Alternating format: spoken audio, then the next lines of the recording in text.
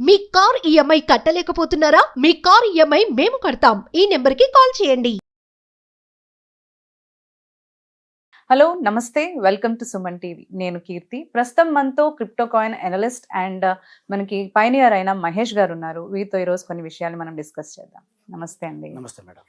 మహేష్ గారు, ఇప్పుడు మనం క్రిప్టో కరెన్సీ గురించి తెలుసుకున్నాము. అండ్ నార్మల్గా నాకు వచ్చిన డౌట్ ఏంటి అంటే, ఈ క్రిప్టో బిట్ కాయిన్ ఉంది కదా, దానికిను అండ్ ఈ పై కాయిన్ అన్నారు కదా మీరు, దానికి ఏంటి డిఫరెన్స్ అంటారు? ఏంటి తేడా? ఎందుకు పై కాయిన్ తీసుకోవాలి?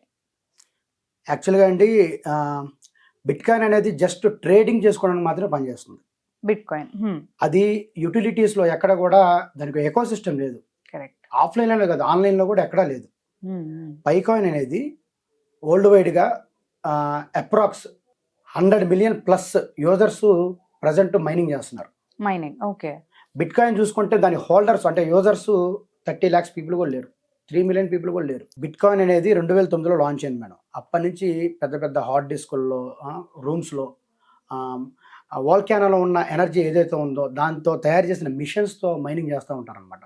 ఓకే. దానివల్ల ఎన్విరాన్మెంట్కి హామ్ అనమాట.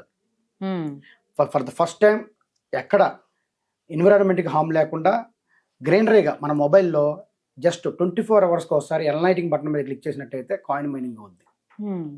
ఇది వరల్డ్ వైడ్గా అన్ని కంట్రీస్లో మైనింగ్ చేస్తున్నారు. 100 million plus people. Okay.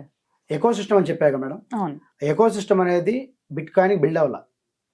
Okay. ఇప్పుడు పై కాయిన్కి ఏదైతే ఎకో సిస్టమ్ ఉందో ఆ ఎకో సిస్టమ్ చాలా పెద్దగా బిల్డ్ చేస్తున్నారు. 100 DApps వస్తున్నాయి త్వరలో. DApps అంటే డీసెంట్రలైజ్డ్ యాప్స్ అనమాట. ఓకే. ఆన్లైన్లో ఫర్ ఎగ్జాంపుల్ మనం అమెజాన్లో పేమెంట్ చేయాలి, బిట్ కాయిన్తో మనం పేమెంట్ చేయగలమా? చేయలేం.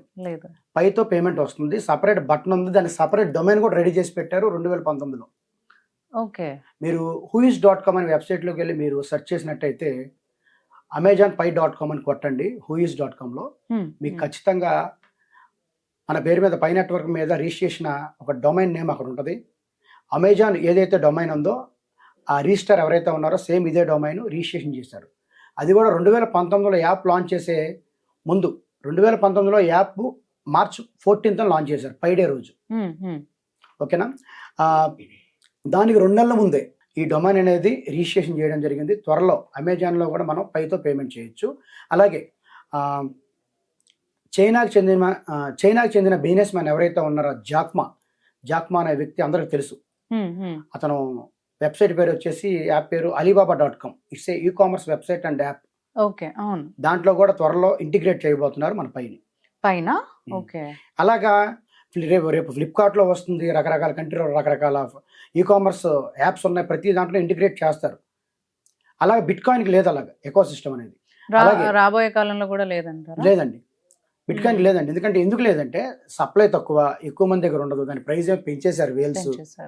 ఇదేంటంటే మన పై యాప్లో ఎకో సిస్టమ్లో చూసినట్టయితే పై టు గో అని ఉంటుంది యాప్, అది ఒక డెవలప్ చేస్తున్నారు. వాట్ టు గో అని ఒక యాప్ ఒకటి ఉంది, అది డెవలప్ చేస్తున్నారు. పై చైన్ మాల్ ఒకటి ఉంది, మ్యాప్ ఆఫ్ పై అని ఉంది. ఆ మ్యాప్ ఆఫ్ పైలో అయితే ప్రపంచంలో ఎక్కడైతే పై పేమెంట్ యాక్సెప్ట్ చేస్తారో ఆ మ్యాప్లో కనపడుద్ది.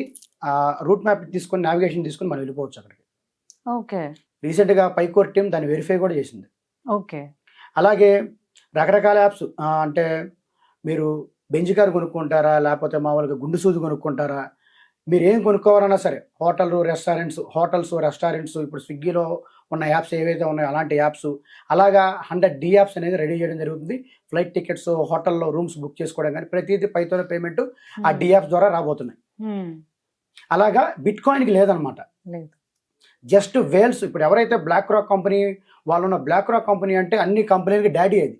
అయితే మనకి నార్మల్గా ఇప్పుడు క్రిప్టో అనగానే ఎక్కువ చాలా మంది బిట్ కాయిన్కే ఇంపార్టెన్స్ ఇస్తూ ఉంటారు. బట్ మీరు చెప్పేది ఏంటి అంటే అది ఎక్కడ కూడా మనకి యూజ్ అవ్వట్లేదు, అండ్ పై అయితే మనకి పే చేయడానికి యూజ్ అవుతుందని చెప్పుకొస్తున్నారు. సో నార్మల్గా ఎందుకు బిట్ కాయిన్కి అవకాశం? అంటే ఎప్పటి నుంచో ఎగ్జిస్ట్ అయి ఉంది, అందరూ చేస్తున్నారు, అండ్ హైయెస్ట్ వాల్యూ ఉన్న కాయిన్ అదే, కరెక్ట్? సో దానికి ఇవన్నీ ఫెసిలిటీస్ అనేవి పైకి ఎందుకు ఇస్తున్నారు ఇప్పుడు అని అంటారు?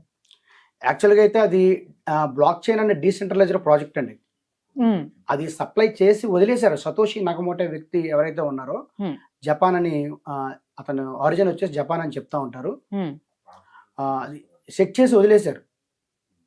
ఆ సెట్ చేసిన దాన్ని ఇంకా అట్లా వదిలేశారు కాబట్టి దాన్ని డెవలప్ చేసే వాళ్ళు ఎవరు లేరు. అతను కూడా ఏంటంటే గవర్నమెంట్ నుంచి ట్యాక్స్ తప్పించుకోవడానికి one world one currency concept అవ్వాలి, ప్రతి చోట బిట్ కాయిన్ పేమెంట్గా చేయాలనే ఉద్దేశంతో తీసుకొచ్చాడు. అనానమస్ పర్సన్ అనమాట అతను, ఎవరికి కనపడ్డు. సో కనపడే పర్సన్ అయితే ఏదైనా చేయగలడు, utilities goods and services develop చేయగలడు.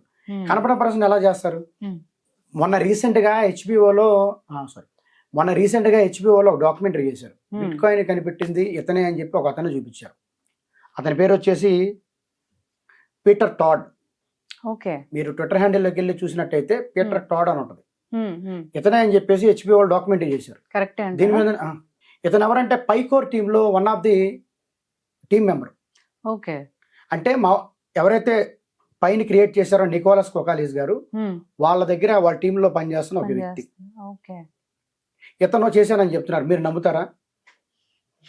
పైకోర్ టీంలో ఒక వ్యక్తిని బిట్ కాయిన్ క్రియేట్ చేశారని ఒక డాక్యుమెంటరీ చేస్తే, మరి పైకోర్ టీంకి ఎవరైతే హెడ్ ఆఫ్ ది డిపార్ట్మెంట్ ఉన్నారో ఆయన అప్పుడు ఆ టైంలో ఏం చేస్తుండాలి? చిన్న లాజిక్ మేడం. కరెక్ట్. ఇప్పుడు మనం ఇల్లు కట్టుకోవాలనుకోండి, ఫర్ ఎగ్జాంపుల్ మాది బెంగళూరు అనుకుందాం. హైదరాబాద్లో ఒక విల్లా కొనుక్కోవడానికి ఒక విల్లా కట్టడానికి నేను 1 acre స్థలం కొనుక్కున్నాను. ఆ ఇల్లు కట్టించాలని నేనే ఉండాలి అక్కడ. నేను ఉన్నప్పుడు మామూలుగా పక్కన ఎక్కడ అద్దెకి తీసుకోలేదు, ఏం చేయాలని అక్కడే ఒక పాక వేసుకొని కూర్చుంటా. పాక వేసుకొని ఇల్లు కట్టించుకుంటా ఉంటా, లేకపోతే రేకుల షెడ్ వేసుకొని ఇల్లు కట్టిస్తూ ఉంటా. ఆ కట్టించుకునే క్రమంలో ఏంటంటే ఈ పెద్ద ఇల్లు కంప్లీట్ చేసుకుంటా. ఏదైతే ఇల్లు కట్టించాలనుకున్నా అది కంప్లీట్ చేస్తా పక్కన పాకేసుకొని. అలాంటిదే బిట్ కాయిన్ కూడా ట్రయల్ వర్షన్ ఆఫ్ పైకాయిన్ అంటా నేను. Bit coin is the trial version of పైకాయిన్. పైకాయిన్ is the advanced version of bit coin. ఎవరైతే నికోలస్ కొకాలిస్ ఉన్నారో ఓవర్కనే ఒక ట్రయల్ వేసాడు.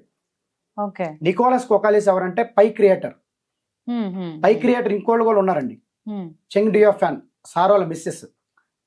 సార్ ఆరిజిన్ వచ్చేసి గ్రీస్. ఈ పై అనేది కూడా ఒక గ్రీక్ వర్డ్. పై అంటే 3.14. It's mathematical equation.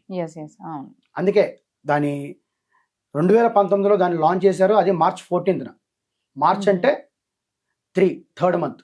14th అంటే 14, 3.14. అలాగే 2025లో March 14th Q1లో రిలీజ్ చేస్తున్నారు అనమాట. అయితే ఇతను ఇంతకుముందు పీటర్ టోర్ అనే వ్యక్తి ఇక్కడ పైకోర్ టీమ్ అని పెట్టుకున్నాడు. ఇక్కడ పైకోర్ డేవ్ అని పెట్టాడు. డేవ్ అంటే డెవలపర్. ఎప్పుడైతే హెచ్బిఓ డాక్యుమెంట్ చేశారో ఆ బయోలో ఎడిట్ చేసి అతని పేరు పై డేవ్ అని తీసేసాడు. అంతే కదండి, డెవలపర్ అనేది తీసేసాడు. ఎందుకు తీసేసాడు? వాళ్ళ బాస్ నుంచి ఇన్స్ట్రక్షన్స్ వచ్చినాయి. వాళ్ళ బాస్ ఎవరు? నికోలస్ కొకాలిస్. పైకోర్ టీంలో ఉన్న వ్యక్తి బిట్ కాయిన్ తయారు చేశారంటే నేను నమ్మను. Pi core team head of the department ఎవరైతే ఉన్నారో ఆయనని నేను నమ్ముతానండి. జస్ట్ ఒక ట్రయల్ వేశారు, ఎకో సిస్టమ్ అలా డెవలప్ చేయాలనేది ఒక ట్రయల్ వేశారని నేను అనుకున్నా. ఇది కన్ఫర్మేషన్ గా జస్ట్ ఇన్ఫర్మేషన్ మాత్రమే నాకు అనిపించింది. ఎందుకంటే నేను డే అండ్ నైట్లు స్టడీ చేస్తూ ఉంటా. నేను నైట్ 3ంటికి పడుకుంటా. ఇలాంటివి చూస్తూ ఉంటా ఆన్లైన్లో, ఏం వస్తున్నాయి, ఏంటి కొత్త టెక్నాలజీ ఎలా ఉంది, ఎలా పనిచేస్తుంది, చాట్ జీపీటీ ఎలా పనిచేస్తుంది, ఏం అడిగితే ఏం జవాబు చెప్తుంది, ఇవన్నీ నేను ఎప్పుడు స్టడీ చేస్తూ ఉంటాను అనమాట.